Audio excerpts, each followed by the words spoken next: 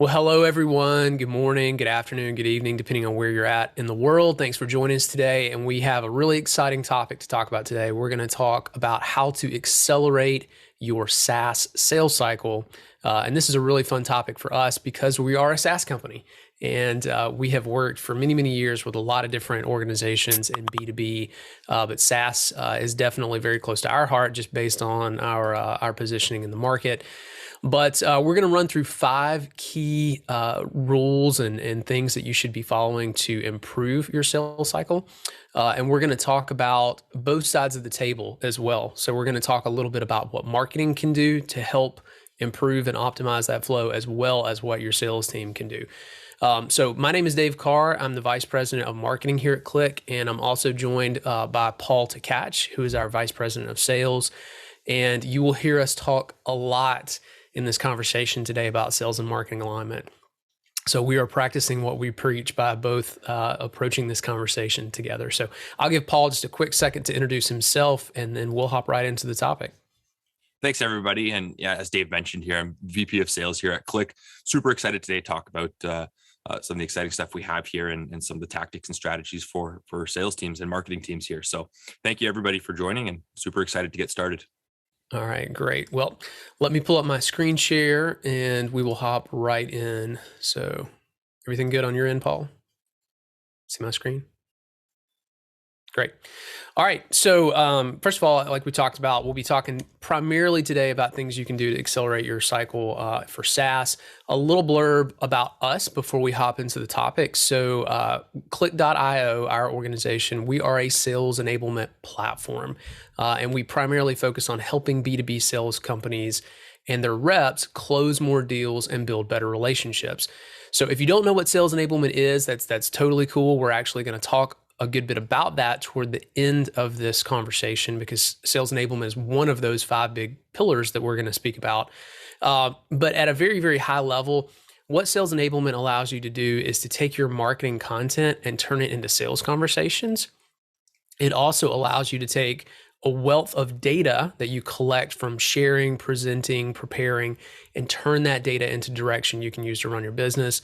And it also allows you to take your sales reps who may be more on a general level and turn them into sales experts.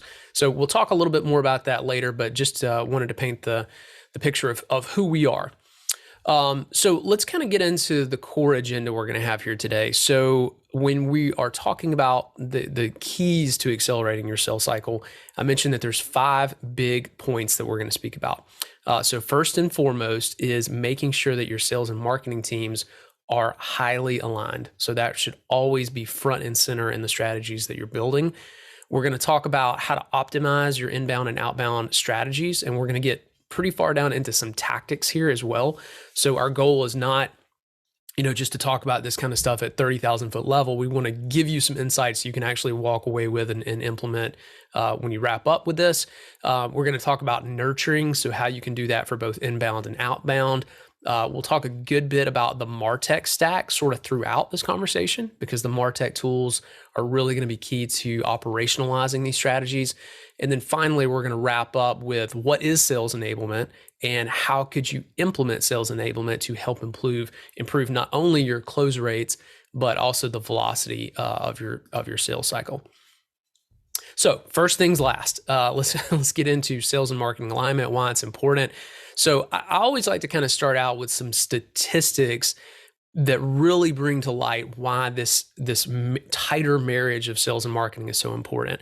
So when we look at the new environment, and by the new environment, I'm highly focused on the last couple of years. So post-COVID, what has changed in the buyer journey? We're now seeing that a minimum of 5 pieces of high-value content is being consumed or viewed by buyers before they make a purchase decision.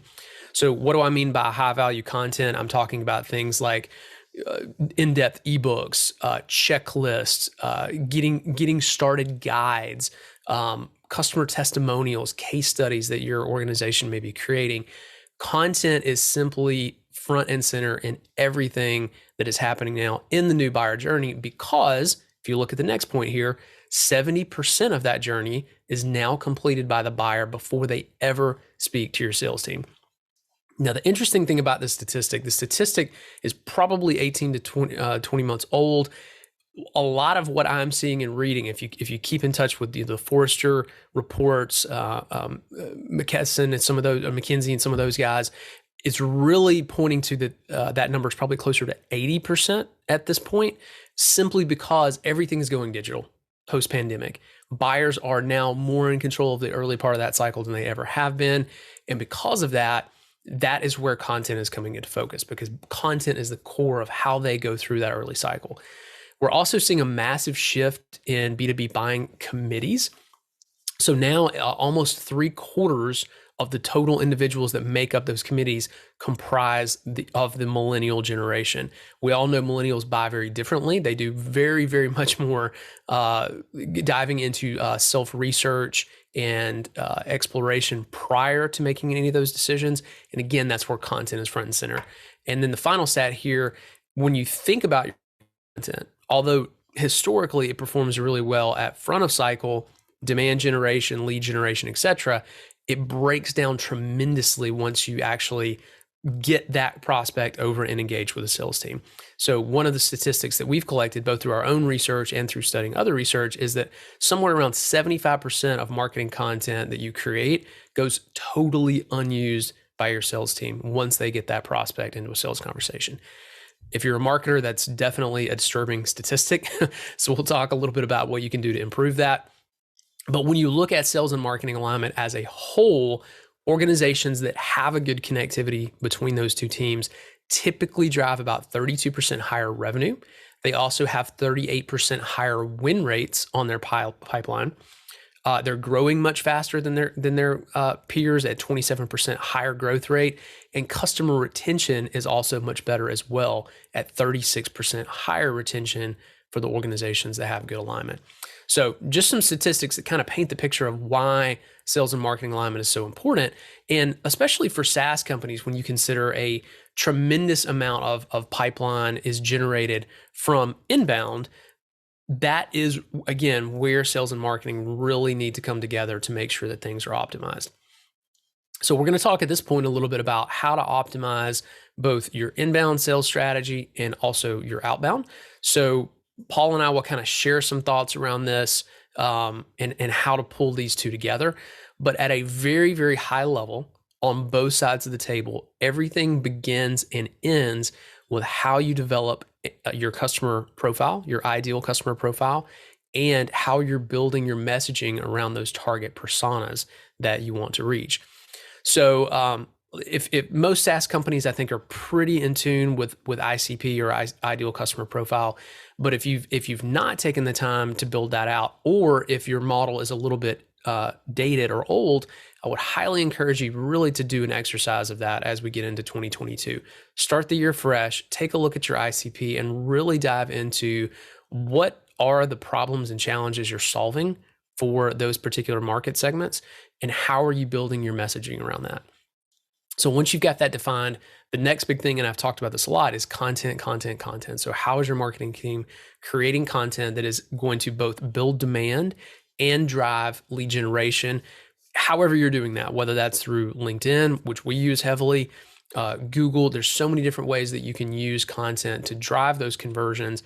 But even more importantly, you can use that content to build awareness and consideration so that you're winning on branded search versus just having to generate, let's just say a ton of leads through ebook downloads on something like LinkedIn or your website.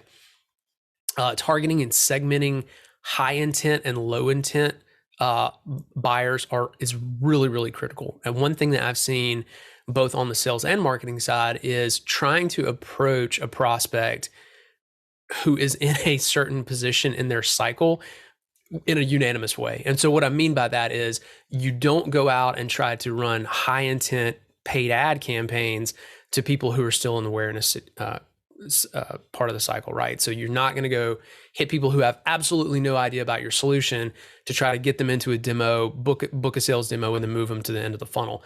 It has to be something that gets them both through awareness, consideration, and then into decision making. And the same thing with sales too. And Paul, feel free to jump in anytime. But when you're thinking about the prospects that are coming in through inbound or outbound, it's also very important to understand how you speak to that individual, because the way that you're messaging to that prospect is going to vary highly depending on where they're at in that cycle. So I don't know if you have any thoughts to add to that, Paul. Yeah, and I think the only point I was going to add was your goal is to really advance that lead to the next step, right? You want to make it as frictionless as possible to get them from A to B to C to D and eventually to close. And it's not about forcing them to that next step. And it really, to Dave's point there, you have to take a look at where they're at. How much do they know? Are they still trying to become educated on our platform or our solution? Are they still becoming educated on what tools are out there in the market? Are they ready to buy, right? Your messaging is going to change drastically depending on what stage they're in. And so will your call to action. So will what you're asking them to get and take that next step with, right? So really looking at where your customer is at is extremely important, because it's going to dictate what your message is and what you're asking for a next step out of them. Yeah, absolutely. And, just as a rule of thumb, one good way to think about this as well, if you have someone who has lower immediate intent, they're typically more, in that exploration phase of understanding a solution or understanding what it even has to offer them in terms of value. So when you're thinking about content on both sides of the table, marketing or what sales is sharing with that prospect, think about things that bring immediate value. Things that have worked really well for us: checklists, roadmaps, how-to guides, how to get started. Those are all really, really good things to focus on when you're at that early stage of the conversation. So again, like back to Paul's point, from a sales perspective, you don't want to immediately jump to the, hey, book a demo. Let's talk about how we get you into giving you pricing. That's way, way too early. So instead, have your sales team approach on things that could bring value. Hey, would this blog that we wrote offer value? Would this video that we have, a webinar, a podcast, an ebook, any of those things are great to continue to nurture and ensure that you're not essentially putting the cart ahead of the horse. I talked a little bit earlier about creating demand, not just leads as well. So, granted, driving leads through downloads is still a very important part of many SaaS companies' process. That really hasn't changed. But also thinking about how you're using paid ad campaigns or content or anything that you're doing on the awareness front to not just drive people into a funnel, but also just to build awareness and demand for your solution. And again, some really great ways to think about this is if you're producing webinar content like this we're doing right here today, if you're producing podcast content, if you're producing quick snippets on LinkedIn that talk to people and add value about how to get started in a process or how to understand ways to improve your functionality, whatever it is that you're solving as an organization, that's really key. Because if you can continue to do that and you can continue to build your brand around the value you're offering through those channels, that's where you can start to win on things like branded search. So, if any of you are watching this, you may know Chris Walker from Refine Labs. If you don't follow him on LinkedIn, you absolutely should if you're a marketer. But he talks about this all the time about how to create demand, not just leads. And typically when you look at the percentages of which the latter converts, those that come in really through demand versus just lead channels, the percentages are very much higher. So consider that as well. And builds right into the next point is demo request or gold, right? So what can you do to drive demand there first? And then following leads all the way through the sales cycle. Just because something's been handed over to sales from marketing doesn't mean that marketing doesn't still have a place to continue to nurture that, either in drip campaigns or by providing sales the content and the resources that they need to continue moving that lead through the funnel. So, Paul, I'll hand it over to you to talk a little bit about outbound here as well, and probably do good to do a question check at some point as well. Yeah, sounds good. So yeah, I think that they're all good points that you have there, Dave. And I think one of the big things that we talk about is obviously sales and marketing alignment.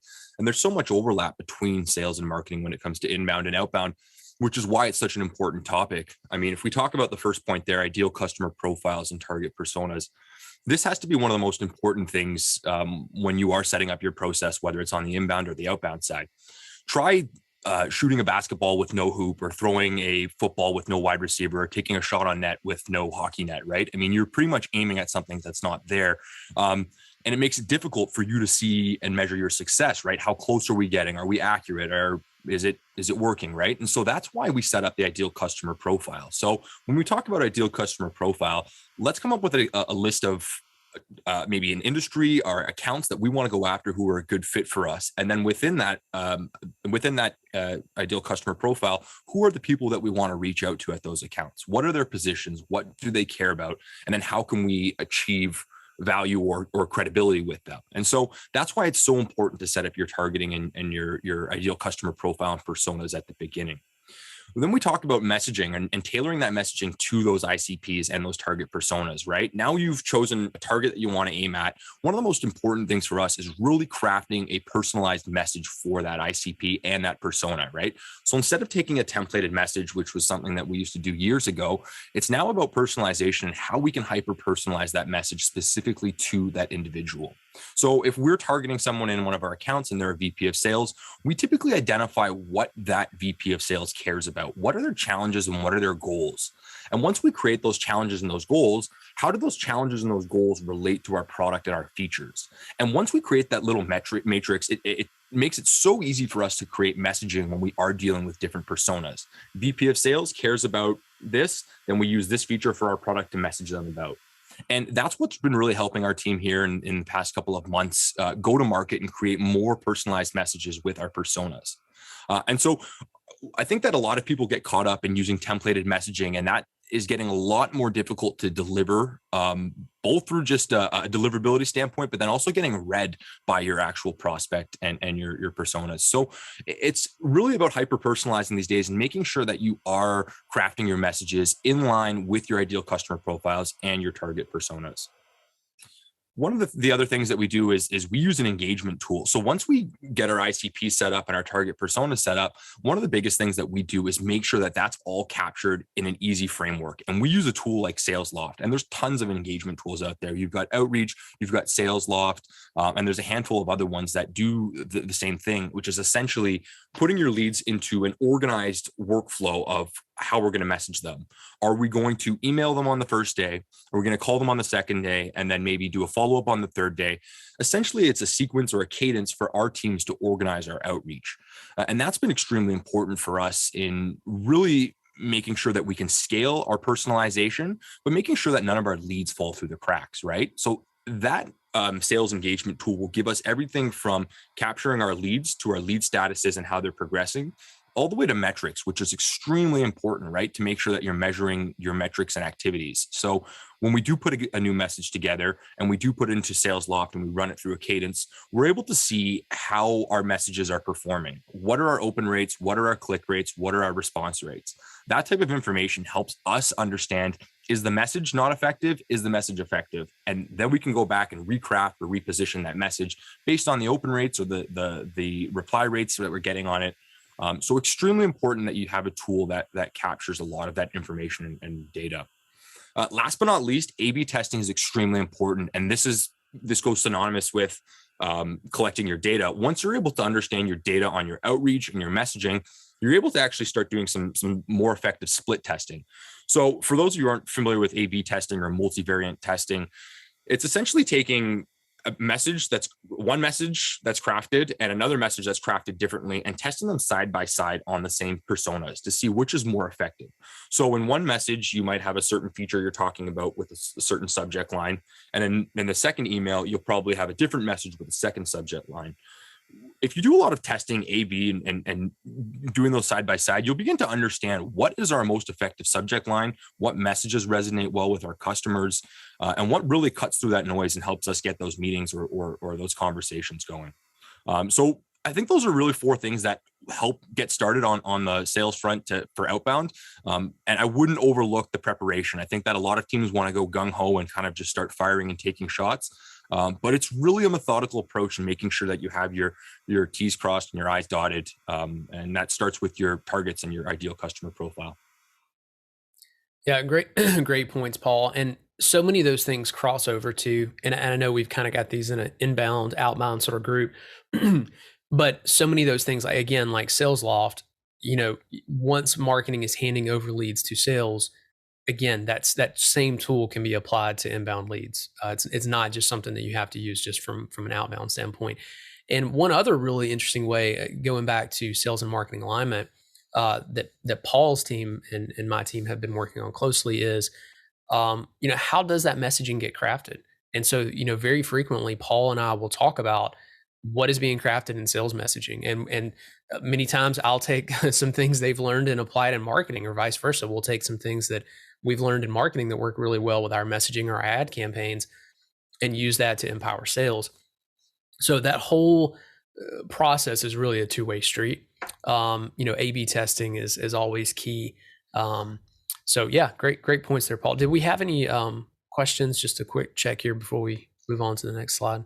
Yeah, we had one question around knowing when to use content, but I think we chatted a little bit about that. And really, the way that we do it is we divvy our content up into a couple of different stages or labels, right? So we have like awareness, education, and a decision. So when we identify a prospect who knows nothing about our platform, nothing about our industry, nothing about our solution, but they have a problem, they're in our education stage. And so what we do is we group content into that education stage there, and we're able to send them, as Dave mentioned, ebooks around getting started. What is sales enablement? What is our platform? How do we add value?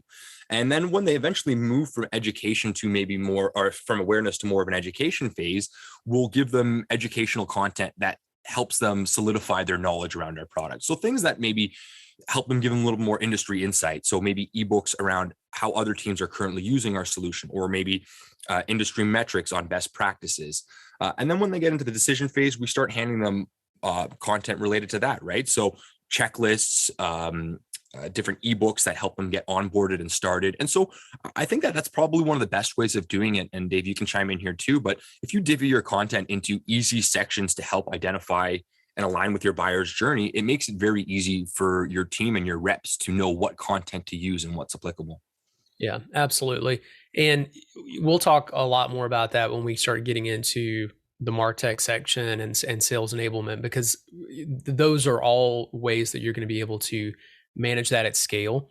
If you were just trying to manage sharing content with, let's say, OneDrive or Dropbox or something like that, and having your reps go back and forth or using spreadsheets, it gets to be a real pain. You can only do that manually so long. So once you start thinking about the systems that allow you to do that, that's really where you can start to see a real acceleration in your sales cycle and real results. So great question. Well, we'll continue moving on here, just kind of hopping into our next section.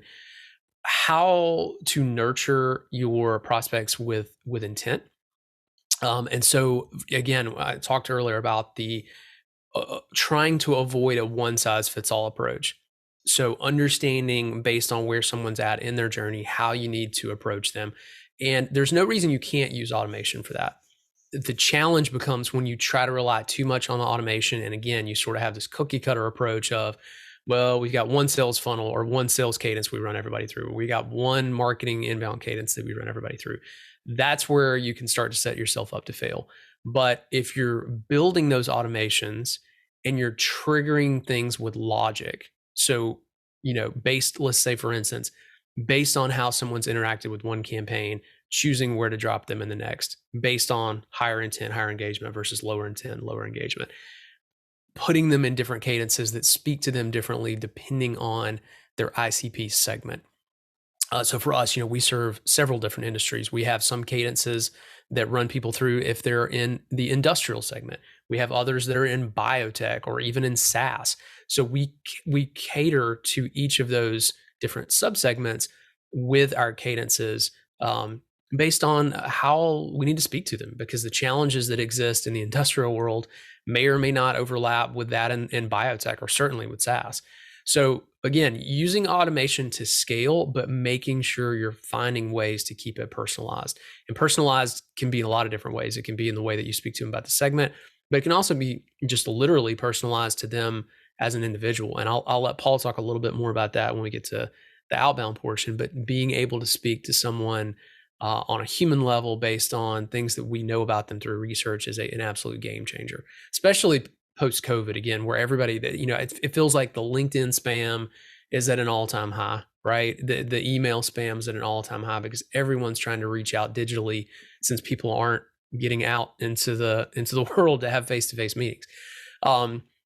So again, as you kind of take that through, building your cadences also around those stages. So, for us, we have certain cadences that are for people who have just recently converted or just recently showed intent, whether it's through downloads, webinar signups, whatever the case may be. We have cadences for those, and we'll also have later stage cadences for individuals who have gone further down that funnel. And that's really too where we define where we hand over to sales. Every team does it a little bit differently, but for us, we tend to hand over to sales for marketing a little sooner than later, just because if we're seeing intent signs, we want a personal human touch to be incorporated. We'll talk a little bit more about that in the next section. But also throughout that whole thing, offering value. So I talked earlier about, having different types of content for different stages. The checklist is always great. The guides, the how-to is always great for how to get started. As they move further down through all the way to consideration, that's when you need to start thinking about things like customer testimonials, case studies. So what value, proof of value can you share with individuals to show them how your solution is going to solve their challenges and their needs?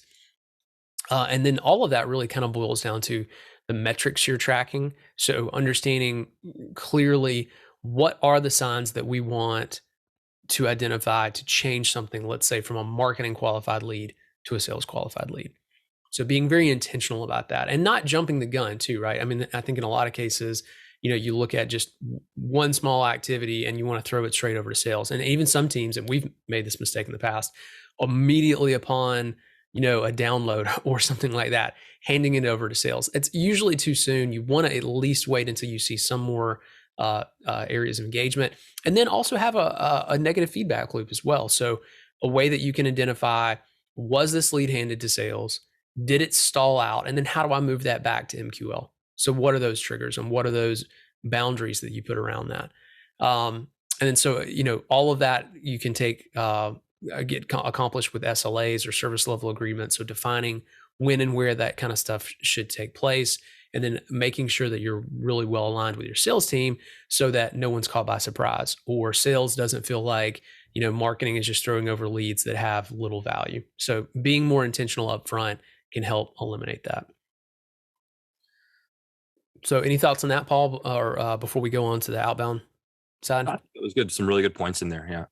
I think that each team will be different, right? And that's what you need to consider here, is this isn't a framework to take and immediately apply, right? I think that when we look at things like identifying proper metrics to move things forward, right? With us, we take that marketing lead a little bit earlier because we realize that there is a bit of a higher intent. We want that conversation to get started. But you might realize that there's more qualification required on that marketing lead before it's handed to sales, right? So there's a couple of things that you'll identify with this process as you begin to implement it, and some things to think about as well.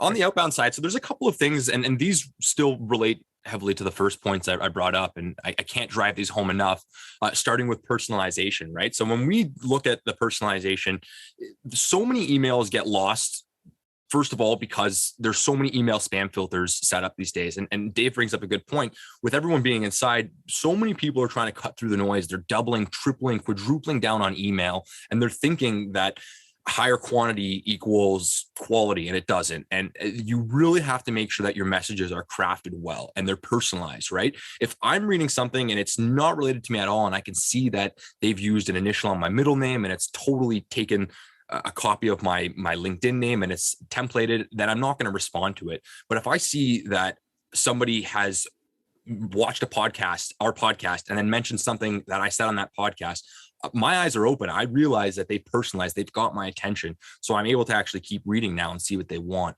So really it's about getting attention, and it's really understanding how to personalize those messages. And a lot of you are probably thinking, okay, well, how do I personalize those messages? I don't know anything about my prospects. Well, there's a couple of ways to do it. I explained in the last slide that one of the ways we do it is we identify some of the top goals and challenges of our personas. So we target VPs of sales and VPs of marketing, and we have about 3 or 4 challenges and goals that they're facing in 2022. Each one of those goals that we list will align with a feature in our platform.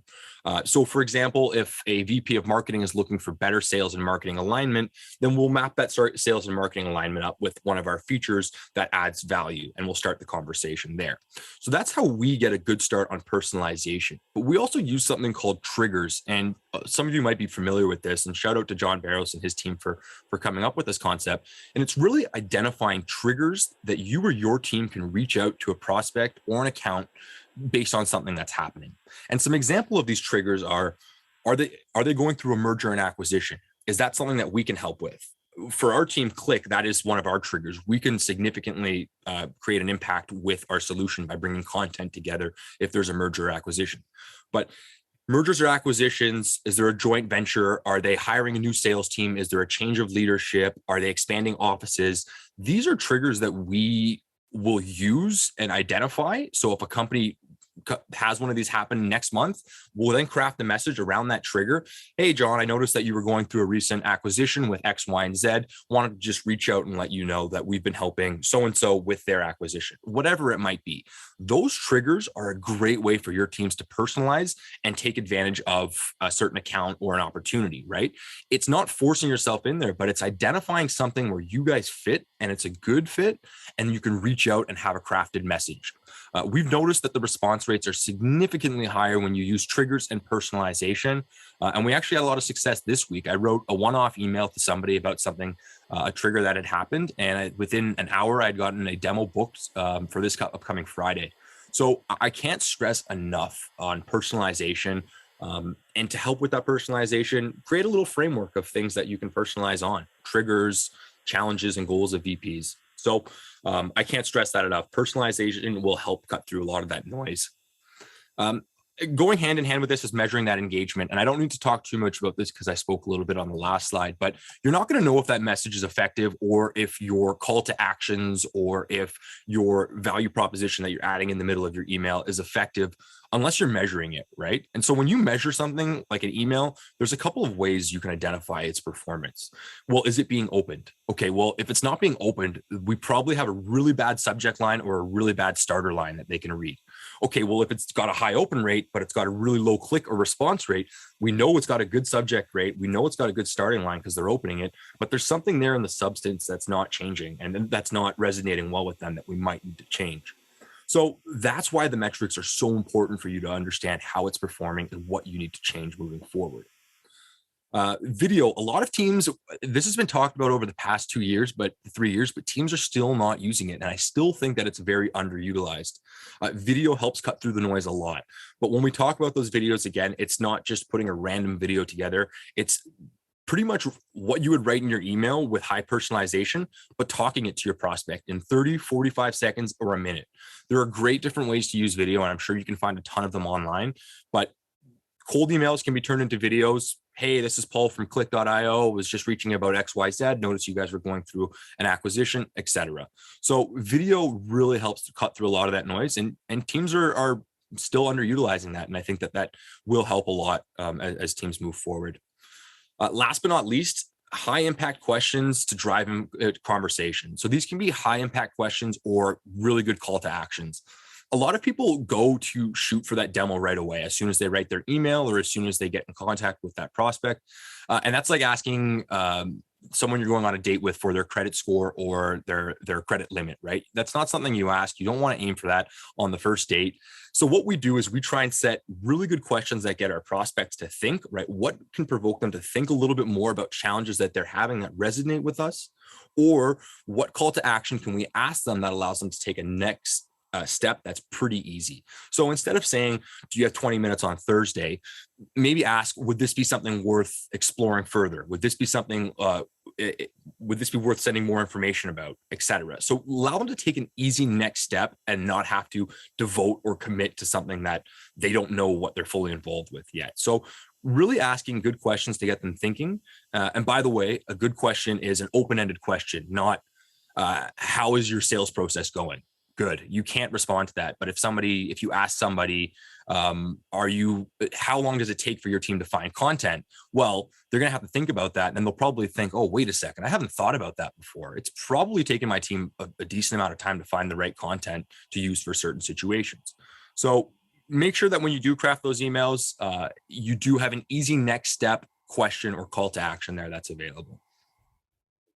Great points. And we'll talk more about the video piece when we get into MarTech here in just a second. But I totally agree with Paul, and on both sides of the fence too. I mean, from a marketing perspective, video is still ranking king. And then from sales, it's just an absolute game changer. Like what we have seen specifically when we're using things like Vidyard to deliver those personalized videos versus just cold email, it really does take it to a whole nother level. So any questions on that, Paul, before we move on? Nothing on this one. No, not right now. Okay, great. So moving on to MarTech. So how can you utilize your MarTech to its fullest extent so that you can begin to scale those sales processes? So from an inbound or from a marketing perspective, a marketing automation system is the absolute key. So something like HubSpot, we've used HubSpot for years now. It's my absolute favorite go-to, especially for SaaS. If you're a smaller SaaS company, there's just so many features you get with HubSpot, and the price is great.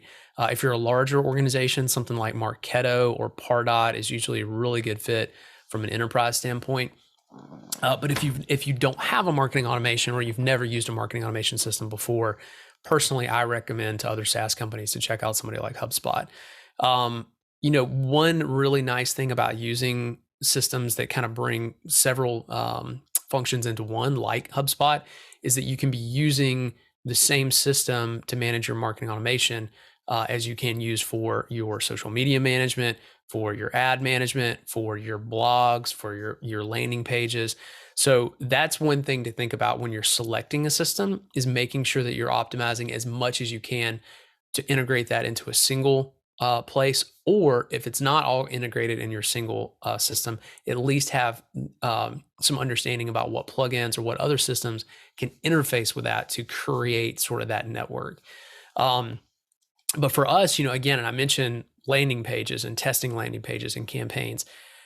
Landing pages for us, and for most SaaS companies that you would speak to from a marketing perspective, are the absolute most clutch piece of the puzzle. So having very personalized pages that are created for certain ad campaigns, for certain markets, ideal customer profiles, buyer personas, all of that is going to pay dividends to the return you're going to get on your ad spend through your organic campaigns. So making sure that you've got that stuff set up properly. But the real great thing about having automation is, again, just getting back to managing the whole process at scale. If you're not using an automation system that's got drip campaign functionality, cadence functionality built in, you can still do it. It's just a real pain, right? You're going to have to do a lot more work to make sure that you're manually moving people from one place to the other, trying to personalize email messages. So getting a good piece of technology is really important. And I would say do that sooner than later. A lot of time I talk to other folks in SaaS that are like, hey, we're just not big enough yet for HubSpot. Yeah, well, what's your growth projections? If you're looking to grow 50, 75, 100, 200% over the next year to 2 years, it's best to do these things now, even if it causes a little bit of a stretch in a budget, so that you're properly positioned, you understand the system, you know how to make it scale, and you're ready. Because the worst thing to have happen is to get overloaded with new inbound or for new leads that you're having to manage, and then trying to implement a system on top of that. It's just mirroring two bad situations. So I would always encourage you to think sooner than later on that. Some other things you can think about as well. Yeah, go ahead, Paul. We've got a question here that actually aligns with that. So, one of the questions here is, how do you know what solutions to choose and use? So I guess very general, but I think that it starts with identifying challenges that you're having, right? Or inefficiencies. So with us, one of the recent inefficiencies that we were having was we couldn't get correct contact data. So correct emails, correct phone numbers. So I think the first thing is listing out inefficiencies that you have, or things that you need help with, or time consuming, right? There are revenue generating activities, which is what you want to focus your time on. And there are administrative tasks and other stuff like that. And I would say group what is time consuming on the administrative task side, and see if there are tools or solutions that can help fix a lot of that. There are standard tools everyone knows, like CRM, sales engagement, marketing automation platforms. So you tend to start there, but I would start by creating a list of what's taking a lot of time from your team on the administration side, and then trying to correct that there. That's an excellent point, Paul, and thank you for whoever asked that question, because it is very difficult sometimes to think about how to select MarTech. And I think the MarTech, if you look at it used to be called the MarTech 5000. It was like the list of all these MarTech systems, all these logos on a page, right, that fall in different categories. And I think it's now over like almost 8,000, and that's even gone in the past 3 to 4 years. So there's so many different systems you can pick from. One thing, and I read this, I think it was Twitter lately, but it's just such a good point. It was talking about time management and how to really focus on being better. And there's only certain levels that you can get on either just saying no to crap, things that take your time that you shouldn't be. So saying no, driving more efficiencies out of things that you've got. So squeezing everything you can to make things as easy as they are. But the game changer that was mentioned is time multipliers. And so what I mean by that is, if you're investing into building things that down the road are going to significantly reduce time or make things easier, that is the ultimate gold investment in terms of efficiency and time management. Is spend a little bit today to build the processes, to build the systems, and those systems and processes will pay dividends for many, many years to come. So let's say the 80 hours that it takes your team to get into the research now of what system to work in and figuring out how to implement, that is going to pay such larger dividends down the road. So again, things like that is where you really want to do that sanity check of what sort of value do we get relative to how hard is it going to be to implement. Other tools too, like chatbots. I'm not overly bullish on these. I mean, we've used Drift for a while, and it's okay. It does a good job for us kind of handling things through our website. Other businesses are different. Every business is different. So if you have a tool that requires a lot more interaction, chatbots may deliver much higher return for you. I've talked to other SaaS companies where Drift has just made an absolute, total game changer impact on their business. For us, it's been more kind of mediocre. But again, that's where you're identifying what's going to help you. How are your customers trying to interact, and wrapping MarTech around that. And then the final point too, and I'll kind of hand this over to Paul to talk a little bit about, but sales enablement as well, which we're going to talk about in the next piece, is a huge piece of coming together, not only with sales and marketing alignment, but using your content that marketing has created to help continue the sales process all the way to the end. And what we'll talk about in the next section is sort of how sales enablement delivers that content, how it works, how it collects data. But essentially, it's just going to help save your sales team a lot of time from asking questions of, hey, what should I share? How should I prepare? And allows them to much better manage that process. Yep. I think that those are all good points there. And I think that what I'll talk about here is what we're using for our tool stack. And I'll explain a little bit how each one of these tools is making us a lot more efficient and effective. So I think the first tool that we use that's probably the biggest deal for us is our sales engagement tool, which is SalesLoft. And the reason being is this kind of brings our entire process together and encapsulates it into one easy to use process. And so with SalesLoft, we're able to put all of our leads into a single cadence, and a cadence is a series of steps to follow, right? So email first day, phone call second day, email third day, LinkedIn message. So really it's super, super easy for us to take our messaging that we put together, our accounts that we're going after, add those into the cadence, and then find all of our leads, put those into the cadence. And then day after day, our reps know who they're targeting for that first day, who they have to follow up with for that day. And so that is probably the most impactful tool for us right now, just because of how easy it is for us to take all of our floating pieces around and put them together into one easy to use tool or process. And so, like I said, messaging is in there, accounts are in there, leads are in there, call to actions are in there.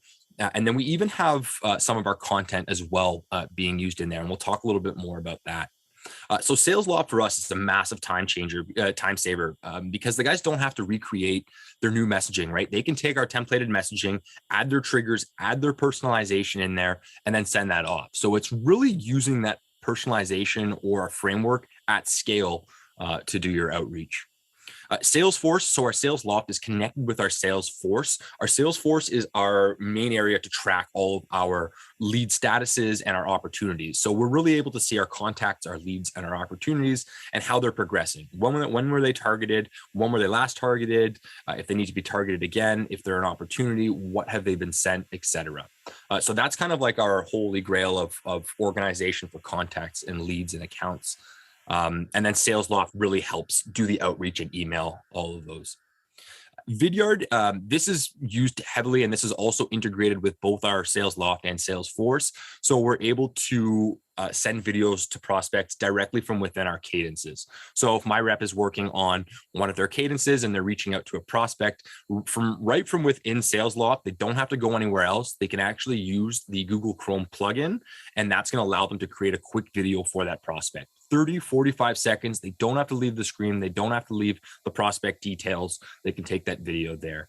And I highly recommend teams start using that. Vidyard is free, so you actually don't even need a premium plan unless you want analytics for it. But the free version will allow you to start taking videos. And I think that alone is extremely effective.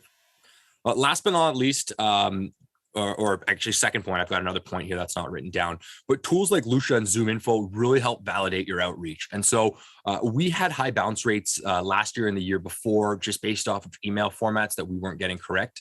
High intent individuals that we thought we were a good fit for, we might have got the format wrong or something, which is unfortunate because when we have a good value prop and a good fit for them, the only thing that's in between us and delivering that piece of value to that prospect is the email format. And so for us, we solved this problem. And just like we were talking about implementing tools for things that are needed, we realized there was a big need for our data and validating that correctly. And so we ended up picking up Lucia not too long ago.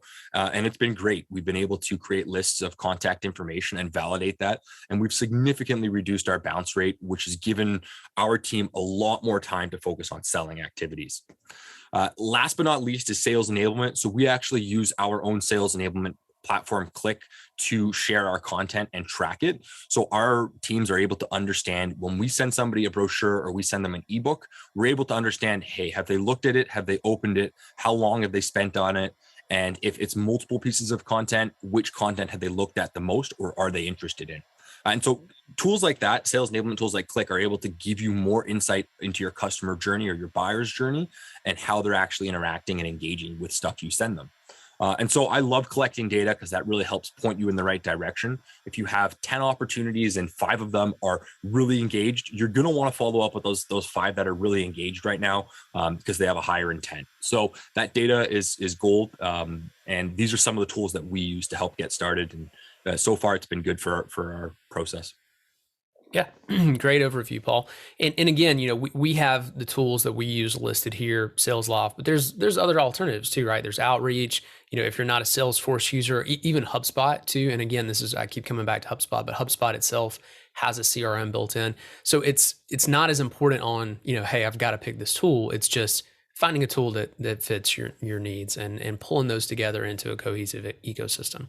Yeah, that's such a good point there. Just the last point on that is a lot of people get caught up in the brand names or the big names like Salesforce and SalesLoft, but dial it back, see what your needs are, see what's time consuming for you, and then find something that fits within your budget and your needs. You don't have to choose the big brand name. You don't have to choose the big out of box solution. You have to choose what fits for you. And there are tons of alternatives out there. Yeah, absolutely. And free alternatives too. I mean, I think back to, gosh, Paul, even when, I first joined this company back when we were much smaller and, Pipedrive was being used for sales, right? For CRM. Yeah. And at that point in our stage, it was great. It was a free tool, and as we grew, of course, we needed to look at Salesforce. So it's all about finding what works. And I think so many people, get focused way more on fixation on a tool versus what am I going to do with that tool? And I give this example all the time. It's like if you buy a Peloton bike, like, okay, great. You've bought the most expensive, overhyped, piece of equipment there is. But if you don't get on it, or if you can't use it on a regular basis, it doesn't do any good. And you might as well could have bought, gone to a yard sale and bought, a bike for $50, that's used. But if you got on it and used it, the results are pretty close, right? Now, there's a place for Peloton. There's a place for all those things. It's all about marrying where you are at in your business with the kind of tools that you pick. And sales enablement too. Sales enablement, as you're getting ready to scale your business, incredible tool. But if you're just getting started, it might not be right for you. If you don't have your processes down, if you don't have, things like at least a CRM in place, and when we talk to our clients even about sales enablement, we even encourage people like, hey, you need to kind of have your MarTech plan mapped out before you get in. So just a caveat on a lot of things we're talking about. But if you are ready to take those next steps, one great thing about sales enablement is just the massive amount of benefit it can provide, especially again, post-COVID, when we're doing so many things digitally. So at the absolute most rudimentary level, I know I've talked a little bit about it throughout this conversation, but the true definition of sales enablement is the process of providing your sales organization with information, content, and tools that they need to help your sales team more effectively do their job. So the three ways we really break it down are sales enablement will take your content, and by your content, I mean not just your marketing pubs, but any sort of content or resources that could be beneficial to sales. You can take all of those assets and put it in a repository that manages them and delivers them when and where they need to be delivered to salespeople. So what that does is it lets you take that content and turn it into actual conversations you have with your clients. It also, sales enablement systems as a whole will collect a lot of data. So for instance, let's say we have our content library very well populated. We've got our ebooks in there. We've got all our videos, our presentations. Somebody like Paul and his team can then go very quickly access that, build a presentation if they're getting ready to meet with a client, or if they're following up with a client, they can go grab some of that content and build a share so they can share some of that through email or even through LinkedIn. And once that happens, you can collect data about how your customers interact with that content. So let's say Paul sends an ebook and a video to one of his prospects. We collect data, or most all sales enablement systems collect data on when it was opened, how long it was viewed, different things that actually allow you to build a timeline of how engaged that potential prospect is. And then the final point about turning reps into sales experts. So a good sales enablement system should also marry up training content, resources, things that can help your salespeople be the most prepared possible for going into those sales conversations and giving them the tools to manage that without wasting a lot of their time. One thing that we see huge, both inside our company and with our clients, is just the amount of time it takes or saves salespeople from having to create presentations. So I'll share a little bit more insight here too on some of those metrics. But when you think about using sales enablement, if you look at modern B2B companies and SaaS companies that are using sales enablement versus those that are not, the ones who are not yet making that migration are about 32% behind their peers in terms of revenue. They're growing about 27% slower than those that are using sales enablement, and their customer retention is also lower as well. So only about 36% lower retention versus clients that are actually using sales enablement. And so again, when you come back to kind of having a place where your sales team can go to access anything that they need in real time, as you can imagine, the results really get paid in two ways. So both in efficiency and then also in making those interactions more meaningful. So we have seen through our research with our clients that we get up to about an 80% reduction in the amount of time it takes reps to go find content. So, oh, hey, I need to send this thing to Bob or to Jane. They were asking about a customer testimonial or a case study. Well, they may have to go dig through Notion or through OneDrive, or God forbid, like a Dropbox or something like that to try to find content. It gets to be a really clunky process. With sales enablement, you can search, and within a matter of seconds, you can find it. You can look at it based on filters and tags and things like that. So that time saving also results in increased selling time. So we see overall, average reps get somewhere between 15 to 20 hours additional per month just from the time savings. The decrease in sales prep time is around 75%. But the most important thing is just the increase in win rates. And a lot of that comes back to, it's kind of like the Peloton example, right? Having a Peloton is great, but the real key is having a system that you're using consistently and in a process to help you perform better. So it's not that sales enablement as a whole just magically sprinkles fairy dust and makes people close more deals. It just gives them the tools and the process to allow them to be the best sales rep that they can be. And so we have found that typically with users that are well engaged with sales enablement, they're seeing about a 20% increase in the number of wins that they have in their sales pipeline. So, and I'd be interested too, Paul, because I know you guys and your team are using this system, and we certainly see it from a marketing side because we can start to see, what the ROI is on our content. So a lot of times we go create a piece of content, in the past we have no idea how it performed at the sales level. Well, now we do because we can go in and as a marketing leader, I can look at the data and say, okay, hey, what is the sales team sharing? How often is it being open? What's being most engaged? What's most effective at certain stages of the sales cycle? Helps us prepare that better. It also helps us make better informed marketing automation campaigns. So it's a really good benefit on our side, but I'd be curious too to hear kind of how you would share about benefits that you see on your side as well. Yeah, it's reduced a lot of inefficiencies for us. So I think one of the big things, and that was for us and quite a few other teams out there that I've heard, is the sales team constantly messaging the marketing team for what content to use or what content is available, right? So with that, I mean, I haven't had any issues with that with our team. We know what content to use for every prospect based off of the tags and the filters we set. So is the customer in the awareness stage? Are they in the education phase, or are they in the decision phase, right? So any content in those buckets is applicable. And so the team knows what's available and where to use it. And so that is the first thing, right? They're focused more on selling now and less on talking to marketing and what should I use and give me guidance, right? They have that set up for them. So it's an easy step for them to take. So it increases their selling time and has them focus on actually having those conversations with prospects. The next thing is the measurement on that content itself, right? So from a marketing perspective, it's great because you and your team can see what we're using and how effective it is, or how often we're using it. But for our sales guys and our team and myself as well, I can see who's opening my content, right? Who's actually cared about what I've sent them and have they actually spent some time on it? That will ensure I need to make a follow-up call and my message might change. They either have looked at it or haven't looked at it. And so I would say that the biggest thing is probably the reduction in time, right? Finding that content, easily sharing it, and then tracking it has given my guys and my team and myself a lot of time to focus on creating messages and focusing on getting out more messages because I know where it is and what to use. Yeah, absolutely. Well, one thing I'm going to do as well, we have a lot of resources available on a number of topics we've touched on. So, we talked a good bit about MarTech today and how to pick things like marketing automation or things like that, CRM. I'm going to include some of those resources on the landing page for this webinar. So we will send out a link to watch on demand as well. So in that landing page, I'll link some resources about how to get the most value out of your CRM. I'll link some others about how to properly position your marketing automation system.